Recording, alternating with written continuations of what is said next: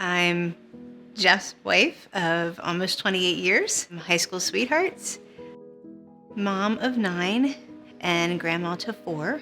When I was in college, that's what I felt like I was meant to do, like be a wife and mom.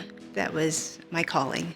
Amy, well, since we've been married, would always have some moments of migraines, and I know she kind of would struggle with it. And, as things were getting worse, and she's saying, I'm feeling worse and worse. Well, is it just the stress of the situation that we've been in? About 10 years ago, at 38, I started having a lot of pain, a lot more headaches. I had had migraines in the past, ocular migraines, where I've gone blind in one eye for just a short time.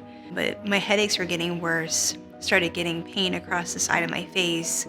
Noticed some visual disturbances, a lot of problems with even like movement in my arms. And I was pretty active up into that, but it was just getting to the point where I'm like, something's not right. So I did go to the doctors and I asked them about it. And she said, well, let's just run an MRI just to make sure it's not anything entangling. Jeff and I were actually on our way to celebrate our anniversary that weekend. And my doctor called me and she said, you have something called Chiari Malformation Type I. Which is where the hindbrain is crowded at the base of the skull. So parts of it herniate actually through the base of the skull at that opening that's called the foramen magnum.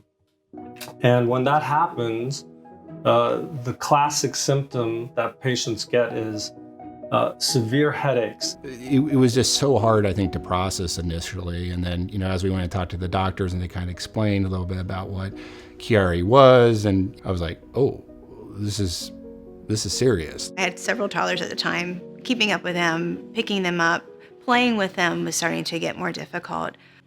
And I think that's what led me more to, okay, something needs to be done. What surgery involves is making an incision in the middle of the back of the head and neck, going down and drilling off some bone.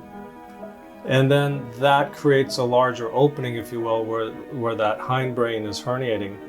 But not only that, you need to open up what's called the dura, which is the membrane around the brain and the spinal cord. DuraSeal provides a sealant around the suture line, because the suture line can have some small holes, obviously, because you're putting a small needle through the membrane, through the dura and through the Duragen suturable material. I believe Integra makes two of the best products for sealing the dura. Having her go through that and being successful, it was neat seeing that, because you hear a lot about the importance of our products, and our company does a good job with patient stories telling about how they impact in the field, but you never think you're going to be on the other side of that patient story. That is more than enough reward for me as a surgeon to have a patient do as well as Ms. Mosebrook did. I feel a lot better. I do. I really do feel a lot better. The dizziness is no longer there. I don't have the visual disturbances. I keep up with my grandchildren now as best I can.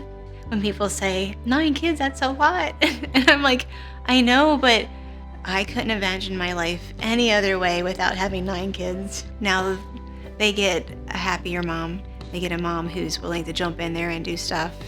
Had I not had that surgery, I don't think that story would be the same. I think it would be a much different story. I wouldn't have been able to go through the past 10 years without Amy. There's no other person I wanted to do that journey with. It's great to see how the story ended, and how I hope the story continues to go as well.